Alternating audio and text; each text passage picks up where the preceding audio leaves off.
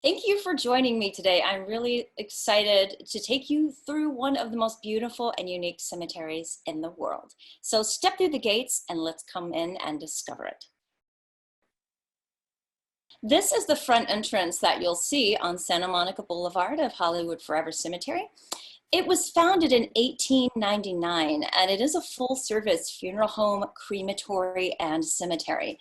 But it's more than that as well. It is a major cultural center in the heart of Hollywood, and it is a historic place that in 1999 was registered on the National Registry of Historic Places. Okay, let's step on inside.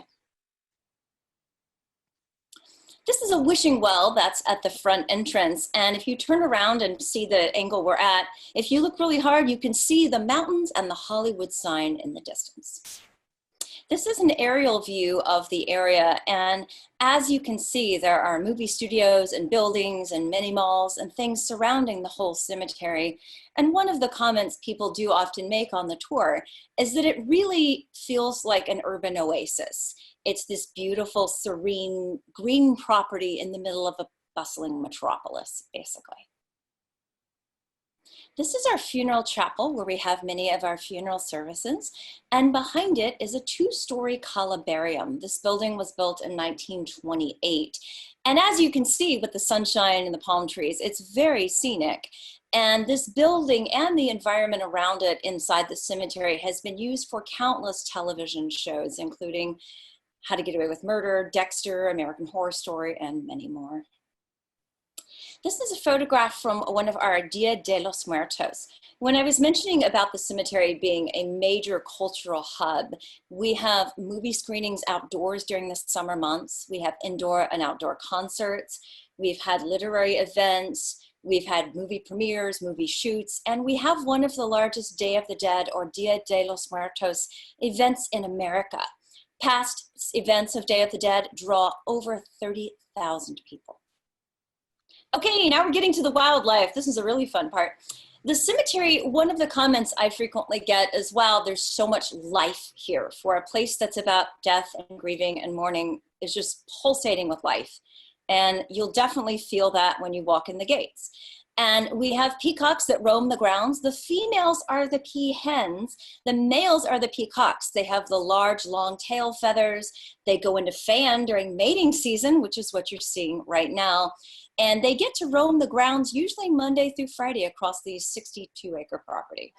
Peacocks and things are not here arbitrarily. The peacock is said to be a symbol of eternal life in the Buddhist tradition and also a symbol of good luck. And we have swans. Swans are very regal and elegant and look gorgeous at the cemetery. Right now it's spring and they are in mating season. So these are some swans on the Fairbanks reflecting pool with a little baby swan. This is the big rock star of the cemetery right here, and the reason I think many of you might be here, and that is Close Up, the cemetery cat.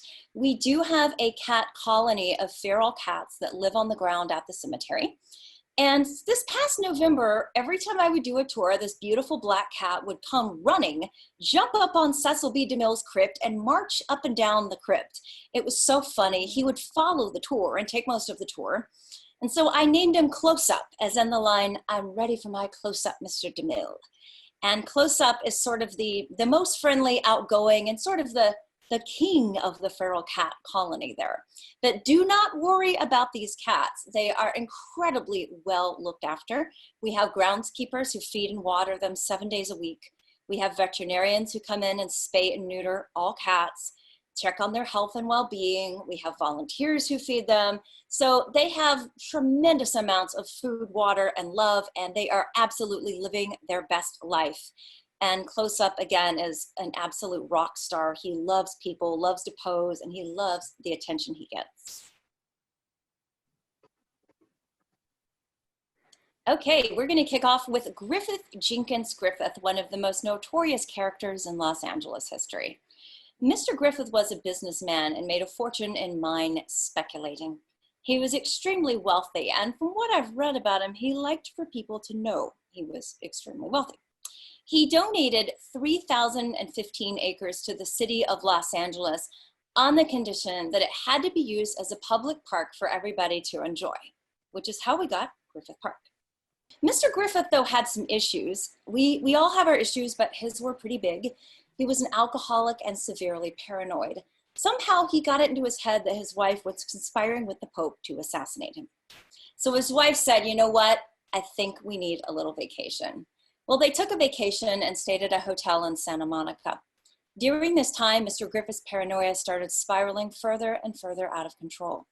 One day they went back to their room. Mr. Griffith got extremely drunk, pulled out a gun, and ordered his wife to get down on her knees by the bed, which she did. He walked up to her, put the gun to her head, and he pulled the trigger. Now, when he did, she must have snapped her head back because the bullet would lodge into her eyeball. She would lose an eyeball and 50% of her face would be badly disfigured, but she lived. And this is 1903, so think about where medicine was in 1903. This is one very serious miracle. Now, suffice it to say, this put an end to the marriage, as these things are wont to do.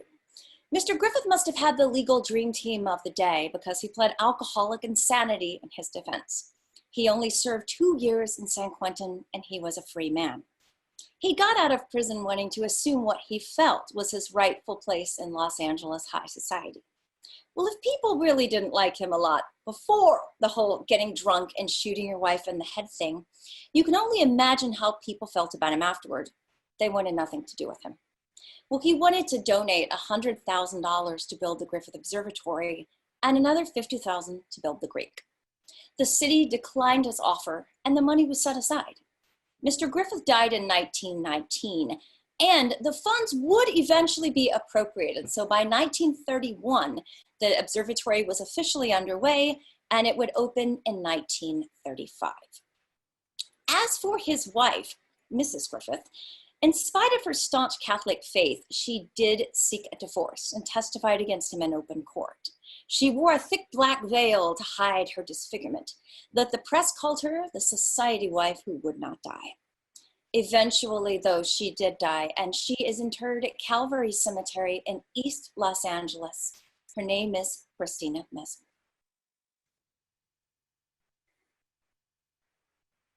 Since I hear on social media it is World Goth Day, I can think of no one more appropriate to talk about right now than the great Vampira. Her real name was Mila Nurmi, but she would be best known as Vampira. Long before Elvira, Mistress of the Dark, Vampira was the first to don the long, slinky gown, the fingernails, and the campy sense of humor. She was the first person to host horror films on television and had her own show in Los Angeles in the 1950s. She also appeared in Ed Wood's opus, Plan 9 from Outer Space. Unfortunately, Vampira was never able to monetize her cult popularity. She struggled financially throughout her life, and sadly, she died penniless in 2008. But many of her fans joined forces to get her buried at Hollywood Forever and to get her a lovely headstone. So while she may be gone, she's certainly not forgotten. And if you go online, there is Vampira merchandise. There is a Vampira documentary called Vampira and Me, made by a filmmaker who befriended her in the final years of her life. So she'll never be forgotten, and she will always be a cult and goth icon. Okay, Plan 9, not really the worst film ever made. I would argue you can definitely do worse. This is the Crypt of Cecil B. DeMille.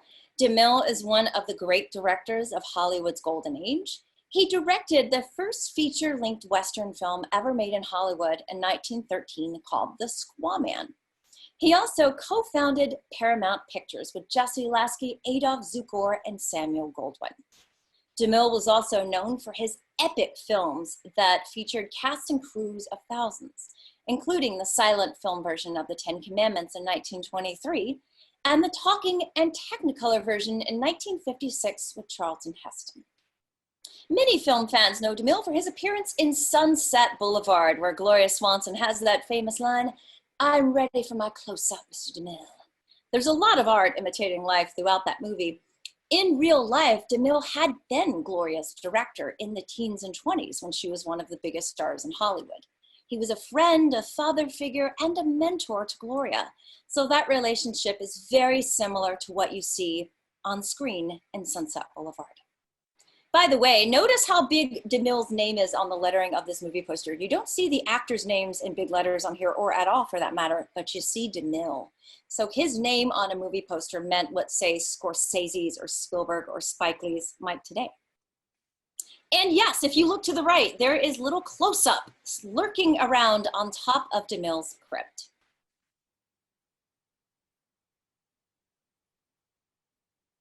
Next, we have director John Huston.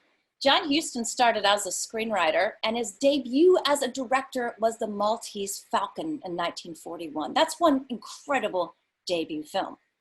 He went on to direct Bette Davis in This Our Life, Katharine Hepburn and Humphrey Bogart in The African Queen, and Marilyn Monroe and Clark Gable in The Misfits, which would be the final film for both stars. He also directed his father and his daughter to Academy Award wins. His father, actor Walter Huston, won Best Supporting Actor in the late 40s for Treasures of the Sierra Madre. And his daughter Angelica won Best Supporting Actress in 1985 for Prizzi's Honor. Next slide. This would make them Hollywood's very first family with 3 generations in a row of Oscar winners. The only other family to achieve that is the Coppola family. John Huston was also an actor, appearing in films like Chinatown, where he's the evil Noah Cross, and in the cult shocker, Myra Breckinridge.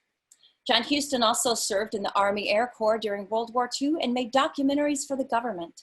He made a documentary called Let There Be Light, which was about shell shock, or what we now know as PTSD.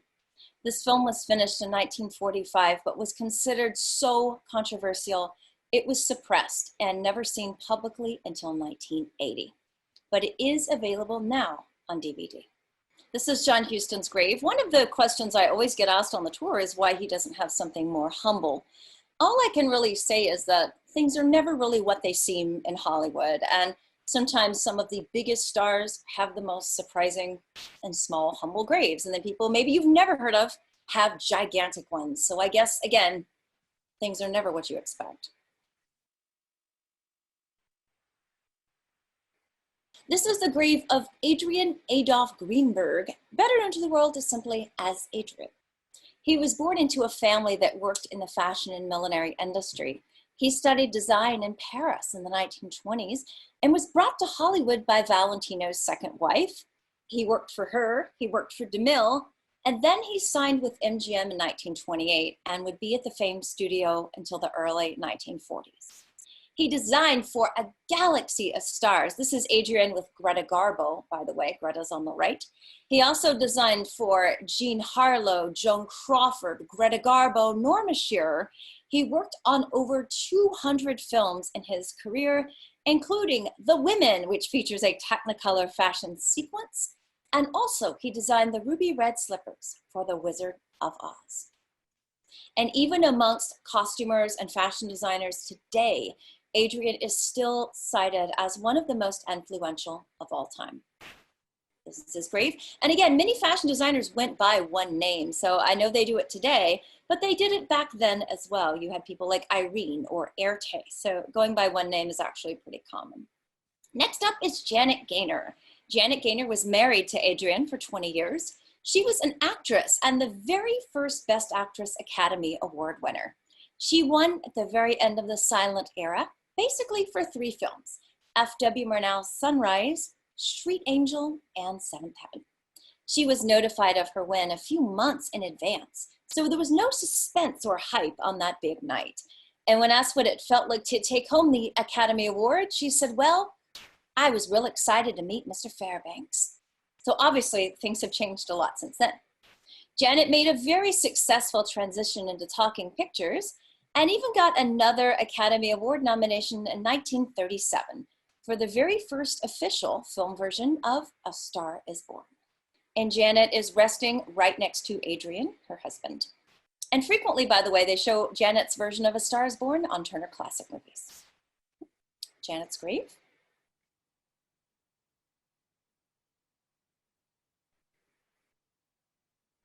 This is the mausoleum of William A. Clark. He was the son of a Montana senator, and his family was extraordinarily wealthy. And he became an attorney and very wealthy in his own right.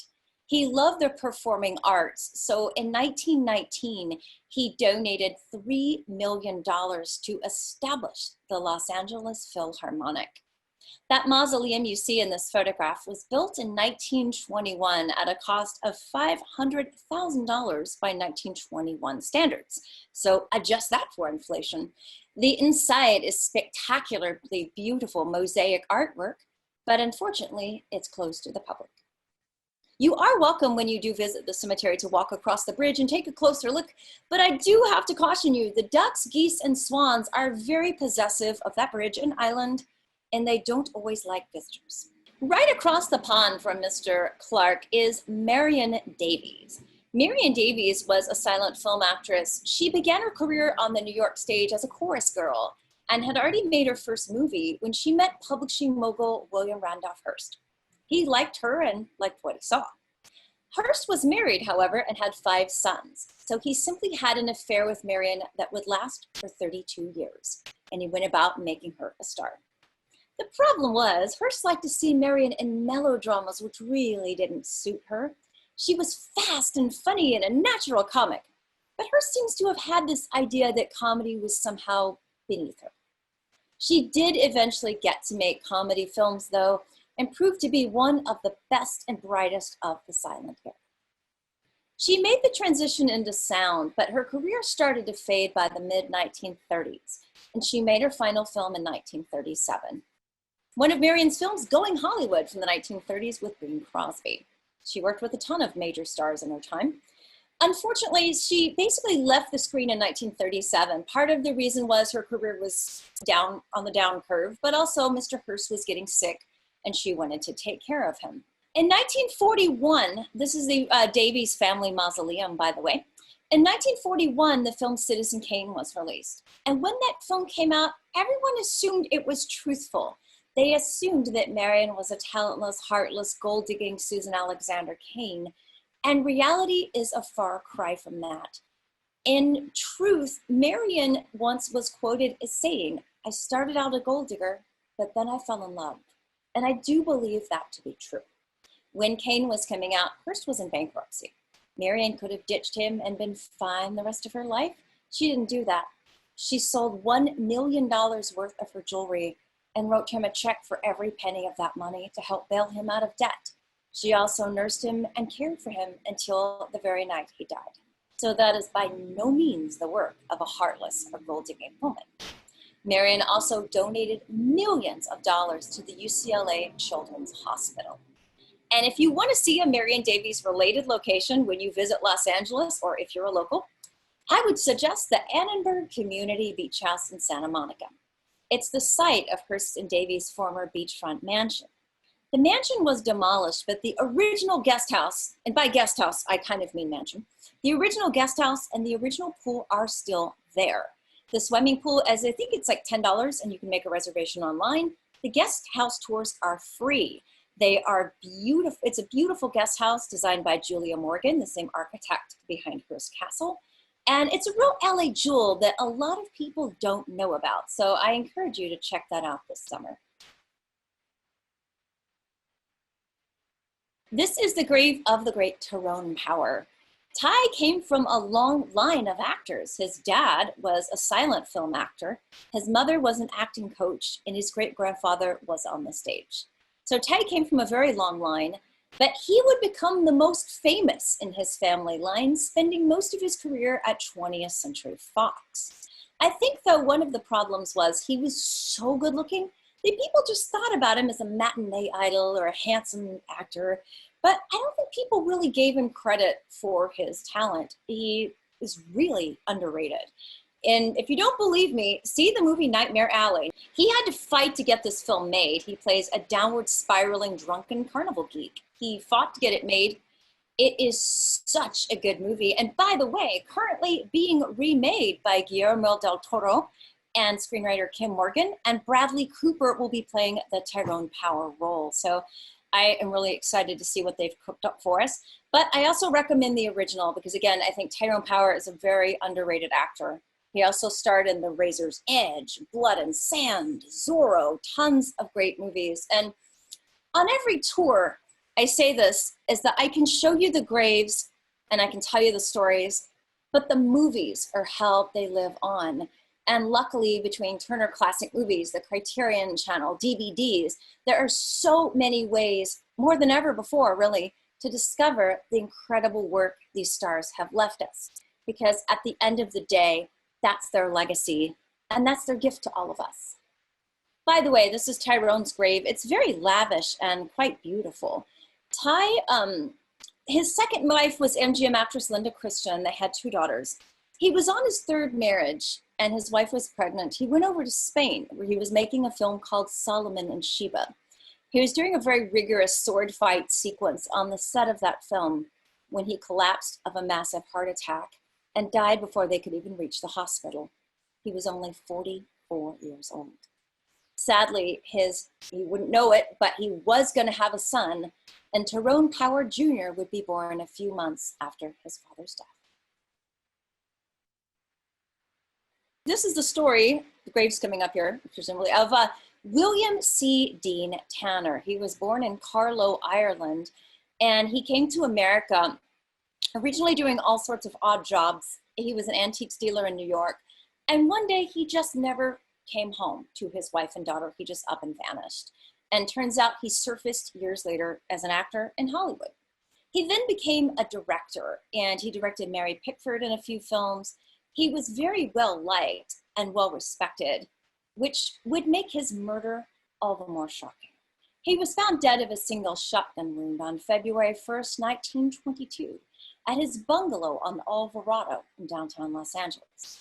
His valet found the body and then called Taylor's neighbors, his friends, Paramount Pictures, and then the LAPD, who were about the 4th, maybe 5th wave of people to arrive on the scene, leaving any crime scene evidence woefully compromised.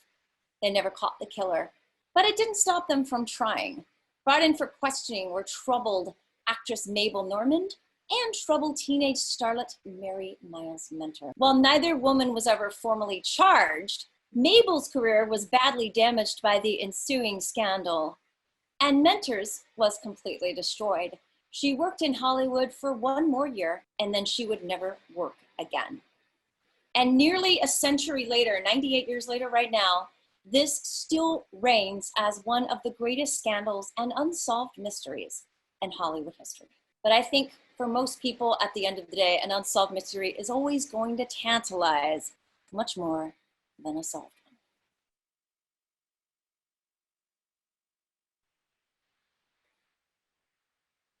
one. Next, we're going to enter the Cathedral Mausoleum. The Cathedral Mausoleum was originally constructed in 1919. It's been added to a few times over the years. This is how it looked in 1926 when they had Rudolph Valentino's funeral.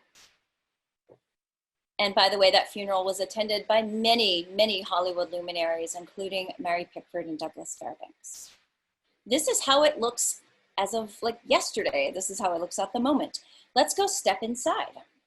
At the time this building was completed in 1919, at least the first portion, it was considered one of the finest examples in the world of Southern Italian Renaissance architecture.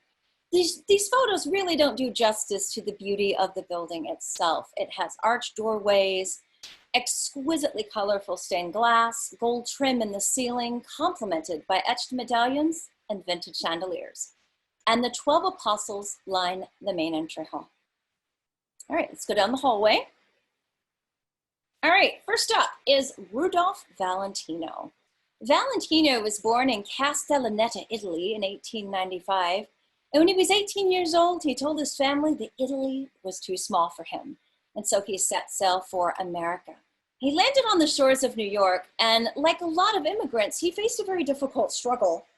He didn't know people, he didn't have money, but he was very, very good looking. He started working as a taxi dancer in New York, and eventually he wound up in Los Angeles, where he became an actor.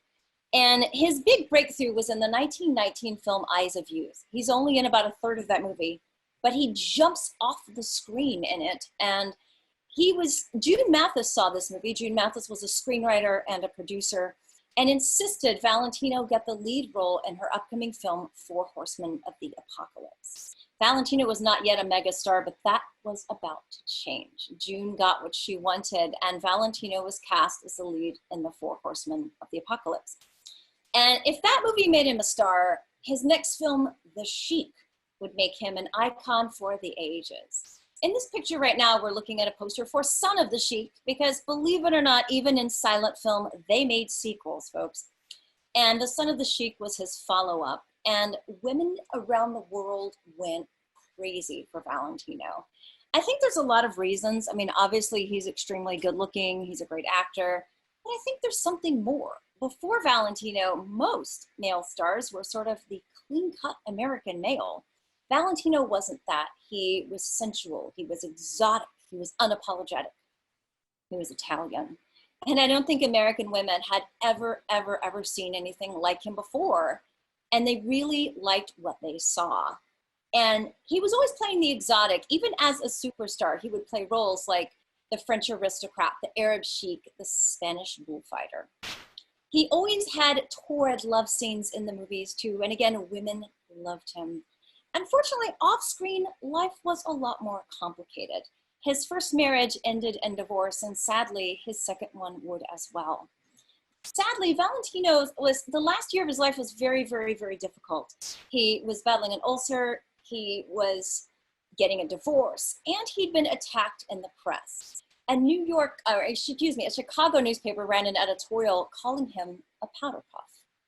And back then, they couldn't call someone openly gay in the print media. Calling someone a powder puff was a not so subtle way of implying that. Valentino was very angry and even challenged this man to a public boxing match. But Valentino was ready to rumble and fight this guy, and he never showed up. So he went on to New York to promote The Son of the Sheik when he fell ill of a perforated ulcer, and he died at only 31 years old. And there had been celebrity deaths before Valentino, but there had never been one on the level of Valentino. This really sent shockwaves around the world. People were in mourning. They put his body from New York to Los Angeles on a train, and on the way, Italian immigrants would line the train tracks all around the country to see that train pass through. And I think for a lot of people, he gave them hope. And for a nation comprised of a lot of immigrants, he gave them hope as well that they too could achieve the American dream. So Valentino meant a lot to a lot of people for a lot of different reasons. When he died, he was going broke, which is not, unfortunately, uncommon. And so June Mathis, the great writer who helped his career, she said they could borrow one of the crypts that she had purchased, and they'd figure something else out later on. Unfortunately, June died 11 months later of a massive heart attack. The Great Depression happened, and later on never arrived. So Valentino would rest for all of eternity in what was meant to be a temporary and borrowed crypt. This is Dietra Flammé. Dietra Flammé was the first official lady in black. After Valentino died, a young woman started showing up, covered head to toe in black with a black veil and a red rose. She showed up off and on from 1927 or so until about 1977, so for 50 years. And by 1941, she finally revealed her name and her story to the public. It turns out that when she was a young girl, she had been in the hospital and had been sick, and her mom knew Valentino socially, got him to pay a visit. And when he visited, he brought the little girl a red rose. And he said, you know, I know you're gonna get better. You're gonna outlive me. I just ask that you remember me. And this was her way of making good on that promise. So and by the way, a Valentino collector showed me footage of her telling this whole story on a talk show in the 50s. So anyway, for 50 years, she helped keep Valentino's memory alive and started a tradition that continues today. Oh yes, folks, this black shadowy figure is me. Starting in 2002, the same year I started doing the tour, I decided to be a lady in black. So every year on the anniversary of Valentino's death, I wear a black veil, carry roses, put them on his grave. We have an annual Valentino memorial service. It's the longest running event continually in Hollywood history. And every year, August 23rd, we have at noon, we have a ceremony with speakers, music, movie clips. The committee works very hard to put this on. And it really helps to honor Valentino's life and legacy. And for me, it's just an honor to get to be a part of that.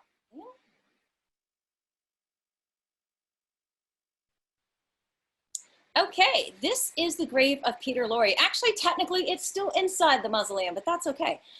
Peter Lorre was born Laszlo Lowenstein in Hungary, and his breakthrough role came in the 1931 German film M, as in the letter M. In that film, he plays a serial killer who preys on young children. When the film came out, it caused an international sensation. And people were so freaked out by Peter Lorre. There are stories that in Berlin, if people saw him in the streets, they would scream, grab their child, and start running down the street to get away from him. Well, as the Nazis rose to power, Peter Lorre very wisely got out of Germany, went to Paris, and then on to Hollywood.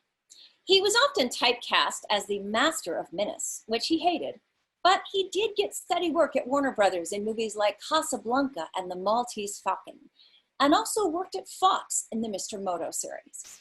And to this day, he is considered one of the greatest character actors in all of Hollywood history. And by the way, this is another really fun horror film, if you've never seen it, starring Peter Lorre, called Mad Love. And as you can see, suitable only for adults. Interesting story here. This is Peter Lorre's niche. Peter Lorre is interred with his third wife, Anna Marie Lorre. They were actually getting a divorce and had a divorce hearing on the morning Peter died, which obviously he did not attend. And then their daughter, when she grew up, she was stopped in Hollywood by two police officers who started harassing her and going through her things. In so doing, they figured out she was Peter Lorre's daughter and they let her go. Well, it would soon come to be revealed they were not police officers. They were the Hillside Stranglers. But once they figured out her dad was Peter Lorre, they changed their minds and let her go. Now, the killers denied this story. When they were finally apprehended, they said the area was too crowded to risk an abduction. But Peter Lorre's daughter stuck by her story, that it was her famous dad's name and reputation that ultimately saved her life.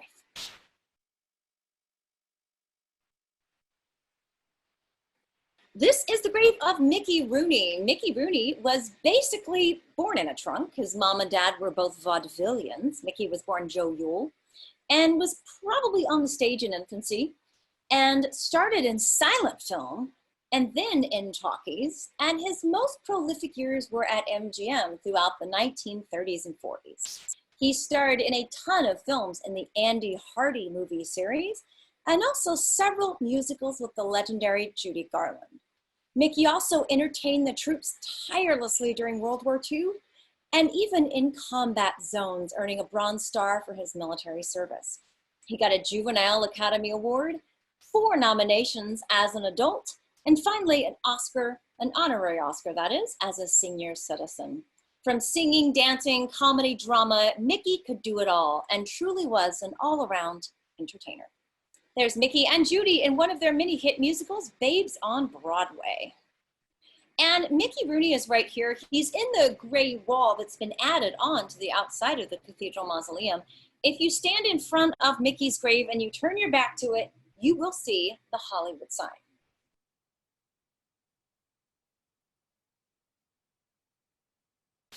This is the cenotaph for Toto. Toto, of course, was the Karen Terrier who was Judy Garland's canine companion in The Wizard of Oz, and also Shirley Temple's in Bright Eyes, and those are just a few of his credits, or her credits, excuse me. Toto was a female dog named Terry, but she always played boys in the movies. Sadly, Toto passed away in 1945 and was buried on her owner's property in Studio City. In 1958, they paved over that entire property to build the Ventura Freeway, under which Toto is sadly now resting, which is not right at all. So a few years back, some cemetery experts joined forces with an animal advocacy group called Fix Nation, and they raised the money to have a cenotaph for Toto. I was lucky enough to get to be at the dedication ceremony, We had yellow brick road of yellow flowers leading up to Toto. 25 Karen Terrier puppies gathered around the statue. They got in a fight, and it was really, really funny. And a little girl dressed up like Dorothy. It was kind of one of those only in Hollywood days. People used to leave milk bones on this grave, but the squirrels quickly figured out they were edible and hauled them off with lightning speed. And Toto is one of the most probably beloved graves. We even have sometimes Instagram dogs and that have an Instagram profile and notoriety, and their owners will bring them out and have them pose and do an Instagram with Toto. Okay. Next up is the first king of Hollywood, and that is Douglas Fairbanks. His birthday is tomorrow. He was born on May 23rd in 1883. Douglas would start out on the stage and find his way into film, and really the swashbuckling genre was his trademark. And Douglas was handsome, athletic, and the very definition of a megawatt movie star.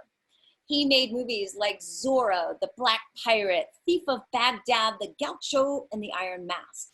Douglas had his own production company and absolute control over every aspect of his films, from inception all the way through distribution. He joined forces with D.W. Griffith, Charlie Chaplin, and Mary Pickford to form United Artists, which gave them absolute control over every aspect of the distribution of their films. Douglas also co-founded the USC Film School. He co-founded the Motion Picture Academy of Arts and Sciences, and his influence is still felt all the time in Hollywood today. He and Mary Pickford were also Hollywood's very first A-list power couple, and they were both titans of industry. Unfortunately, though, when sound came in, Fairbanks' career sort of came to an end. His heart just wasn't in it anymore. He and Pickford wound up getting a divorce. He married the socialite, Lady Sylvia Ashley, and died of a massive heart attack in 1939 at the age of 56. But the grave is meant to be a regal and a royal tribute to the first king of Hollywood. And as you can see, it certainly is regal, royal, and befitting Douglas Fairbanks' status. The green lawn behind Fairbanks is the Fairbanks Lawn, and that's where we have our movie screenings, our outdoor concert series, our main stage for Day of the Dead. It truly is the social epicenter of the cemetery, which seems appropriate considering Mr. Fairbanks loved parties and loved to entertain. I should also add Fairbanks Jr. is in the sarcophagus with his father. Jr. was also a major star in his own right. Gunga Din is his most famous film. And also he had a very distinguished career in the Navy in World War II, and he lived to be 90. This is Charlie Chaplin, by the way, with his gray hair and no mustache, and he's standing right in front of Douglas Fairbanks' sarcophagus to issue his eulogy at the funeral. And Chaplin and Fairbanks were best friends. All right, this is probably one of the most iconic graves at our entire cemetery. This is guitarist and rocker Johnny Ramone of the punk rock band The Ramones. Their most famous songs are Blitzkrieg Bop and I Wanna Be Sedated. Sadly, Johnny died of prostate cancer, and once a year, every August, we have an annual Johnny Ramone night on the lawn, on the Fairbanks lawn. We show Ramone's concert footage, we show a movie, and proceeds from the ticket sales that night help to benefit prostate cancer research. And fans are always leaving sunglasses, beer bottles, guitar picks.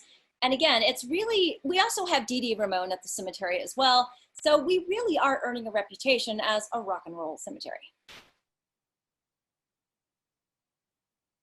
This is the grave site of Chris Cornell. Tragically died fairly recently. Chris Cornell was an incredible musician. He was instrumental in the Seattle grunge movement and was the lead of the band Soundgarden, sold over 30 million records. And he truly was a voice of his generation, and so many fans love him. The grave is constantly being visited by fans and visitors from around the world. And here's what it looks like today.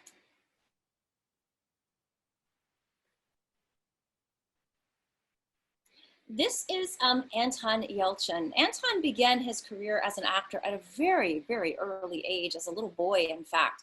and showed a maturity far beyond his years. He starred in numerous films, and he made the transition from child actor to adult actor, which a lot of times they don't do, but he certainly did.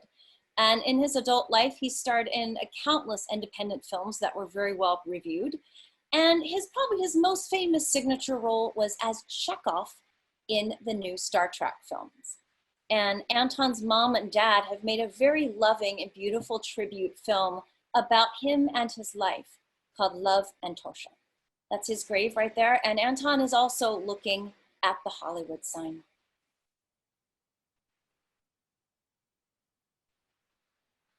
This is a cenotaph, this pink marker. This is for Hattie McDaniel. Hattie McDaniel was the very first African-American to take home an Oscar. She won Best Supporting Actress for her role as Scarlett's Mammy in Gone with the Wind. Unfortunately, as she was dying, her last wish was to be at Hollywood, Hollywood Forever Cemetery. It wasn't called that then, but Hollywood Forever. And the owner in the early 1950s was racist and told her family no. So instead, she's interred at Angeles Rosedale Cemetery. Well, when our current owner, Tyler Cassidy, took over, he heard this story and was obviously horrified. He contacted Hattie's surviving relatives and offered to disinter her from Rosedale and bring her to Hollywood Forever, all expenses paid. The family didn't want to do the disinterment, but Tyler said, well, this is a terrible injustice that we need to make right. So as a compromise, they put this beautiful marker right by the pond, and Hattie has a wonderful spot. She's right beside the water, surrounded by white flowers, which we'll see in the next photo. And it says, Aunt Hattie, you are a credit to your craft, your race, and to your family. And there's the flowers. And Hattie really did kick down so many doors for African Americans who would follow in her footsteps. Okay. This is the final resting place of Fay Wray. Fay Wray was born in Canada and came out to Hollywood at a very, very young age and proved to be a very talented young actress. And she starred in silent films. My favorite is The Wedding March with Erich von Stroheim. She made a successful transition into sound, and in the early 1930s, she kind of got typecast as the damsel in distress or the scream queen, which she absolutely did not like, but it was work. And she was in movies like Dr. X and Mystery of the Wax Museum, King Kong, tons of films in this era. King Kong, of course, would become the one everybody remembered. And she was told she would have a tall, dark leading man. She was hoping for Cary Grant, but she got a big gorilla. And King Kong basically secured Fay Wray's place in film history. Later in her life, she did feel a bit frustrated at having a 50-something-year career, and Kong was what people remembered. But she finally came to be at peace and accept that that was her legacy and that was her place in history. Fay Wray had a sister named Willow that she was very close to throughout her life and requested that a willow tree be planted to watch over her grave.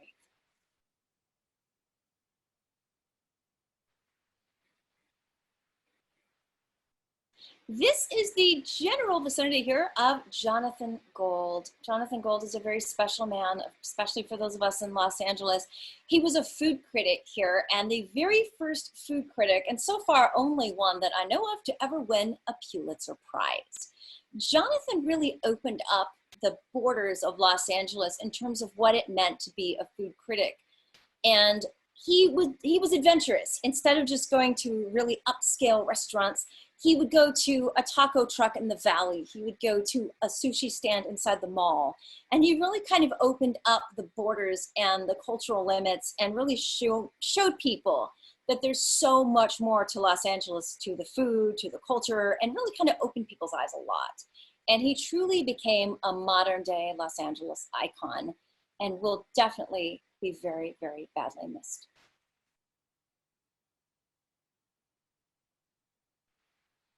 It does, I have to admit, it's so sad, but it does make me smile when I see that Tacos Forever. I think he would love that.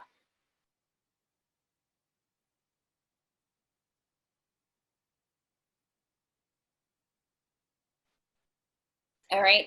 This is the grave of Mel Blanc, the man of 1,000 voices. Bugs Bunny, Tweety Bird, Porky Pig, Pepe Pew, countless others. Mel was a one-man band. At one point in the 60s, he was in a devastating car accident, breaking multiple bones and sending him into a coma. But Mel came out of the coma, reportedly talking like Bugs Bunny when he did, and he went back to work. I've seen photographs of Mel lying in a hospital bed with a microphone above his mouth. So he was quite a trooper and lived to be about 81 years old. And he is such a brilliant voiceover artist and will always be. And appropriately, his grave says, "That's all, folks." And people do leave stuffed Pepe Le Pews and all sorts of Looney Tunes in tribute. Oh, but that's not all for the tour. So keep sticking around here. Stay tuned. Okay. Next, we have Estelle Getty. Estelle Getty was a wonderful comic actress, and her most famous role, of course, as a Sophia Petrillo, the feisty 85-year-old Italian mother on The Golden Girls. In reality, Sophia was only 2 years in age difference from Bea Arthur, who played her daughter on the show. But to make her look older, they did old age makeup and a wig. But when they did flashback episodes and she has red hair, that's actually how she really looked in real life. She won an Emmy and a Golden Globe for her performance and usually had the sauciest and bitchiest one-lines and was so incredibly funny. And The Golden Girls really stands the test of time. You know, a lot of 80s television does not. But The Golden Girls, it's still fresh, it's still funny, it's still very relevant. And I think a lot of times you don't see seniors in movies or television. They're sort of invisible. But in this show, the seniors ruled the show. They were the big stars, and they had dates, jobs, hobbies, boyfriends. They were living life to the fullest. And based on the seniors I know, that's very, very accurate. So to me, this show celebrates women, friendship, and making the most of life at any age. And again, Estelle was a wonderful comic actress and a real reason the show was such a success.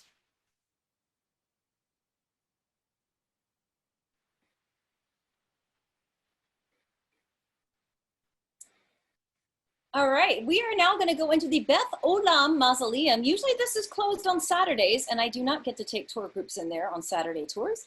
This is mobster Benjamin Siegel, also known as Bugsy, although no one ever called him that to his face. He was born in New York and quickly entered the mafia and got connected with several key figures in the underworld in childhood. And as an adult, Mr. Siegel was a very well-dressed, dapper, good-looking guy, so it sort of made sense for him to be the mob representative out in Hollywood. That just seemed like a natural fit. He was friends with actor George Raft, and so he came out here and made quite a big splash on the Hollywood social scene. Well, he got the idea of building a glittering mecca of gambling and luxury in the middle of the desert that we would come to know as Las Vegas. So he got this idea, and he was building the Flamingo Hotel as the spectacular Las Vegas gambling mecca. And there were a lot of problems with the Flamingo, namely that it ran outrageously over budget due to his perfectionism. And the mob is known for many things, but patience is not one of them. So Bugsy was brutally assassinated at the age of 41 years old. This is his mugshot. Headlines talking about Bugsy's untimely death. And his grave. When it says in loving memory from the family, I'm not sure if that's in reference to his wife and daughters back in New York, or if that's the family in terms of the mob. I'm not quite sure. I think a lot of women do love a bad boy, so it's not uncommon for Mr. Siegel to have plenty of lipstick on his grave. And sometimes people even leave quarters and dollars on his grave. I asked a crime writer about that once, and she said, well, the idea is that you leave Bugsy quarters or dollars, you go to Vegas for the weekend, and you've paid him gambling karma. So ostensibly, you're gonna have really good luck in Vegas. I don't know, I haven't tried it myself, but I guess a lot of people do. Okay, so we're gonna head back out of the Beth Olam Mausoleum. And now I have saved the biggest and the best for the last. Ladies and gentlemen, it gives me great pleasure to show to you Miss Judy Garland. Judy died in London in 1969 at the age of 47. She was on her fifth husband, and he barely knew her. They'd only been married briefly, and he wound up making all the decisions. So he had Judy interred at Ferncliff Cemetery in upstate New York. Well, one of the problems was there's no room for any other family. And her three children, Liza Minnelli, Lorna Luft, and Joe Luft, decided someday they want to be with their mom. So 3 years ago, Judy was disinterred from New York and flown to Los Angeles and given a new eternal resting place with us at Hollywood Forever. Now, Judy had such a sense of humor. So personally, I think she would laugh so hard about this, and she would think, well, great, I've been gone for ages and I'm still making comebacks. But Judy Garland, I know when a lot of people talk about her, they focus on the tragic and the sad aspects of her life. I choose not to do that. It's kind of very, very, very been done to death. I mean, it's been a billion books and documentaries made about it, so it's common knowledge, really. But I like to focus on the talent and the legacy. And it really speaks to her gifts that she could be going through the hardships that she did, but you still don't see it on screen. She is still able to entertain.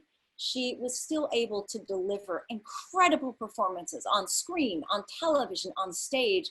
And she gave her entire life, no matter what was going on behind the scenes. And to me, that had to have taken such an incredible amount of strength and fortitude. And I think Judy was truly an incredibly remarkable woman, and one, not just one, the greatest all-around entertainer who has ever lived. And I always say this on the tour, there are some stars that are of their time and other stars that are for all time. Judy is for all time. Judy is forever. Okay, of course, Wizard of Oz, tons of other great movies, including the remake of A Star is Born, Easter Parade, The Pirate, Meet Me in St. Louis, and The Harvey Girls, countless other brilliant movies. And this is Judy's final resting place. This photo was taken last June when it was the 50th anniversary of Judy's passing. And also June is Pride Month. So appropriately, Judy had a beautiful rainbow of flowers at her grave. We have a guest book in this room also. And there are glass niches all around the room. And usually when I'm finishing a tour, if I bring people in this room and if the sunlight hits that niche at just the right angle, it'll cast rainbows all over the floor. So the first time I saw that, I was really moved. And it's been really amazing to see the reaction from people all around the world. I've had people on the tour walk into this room and just break down crying, or walk into this room and they just start singing at the top of their lungs. So Judy, and it's not just one demographic, by the way, it's tons of people, every age, every background you can think of. Judy truly transcends time and boundaries, and she will never die. Her movies will never die, and Judy's legacy will live forever. The end. So thank you so much. My normal tour is 2.5 hours long, so I kind of had to whittle this down to 1 hour. So what you saw today is sort of the tip of the iceberg, but at least it gives you kind of an idea of some of the stars and interesting points at Hollywood Forever.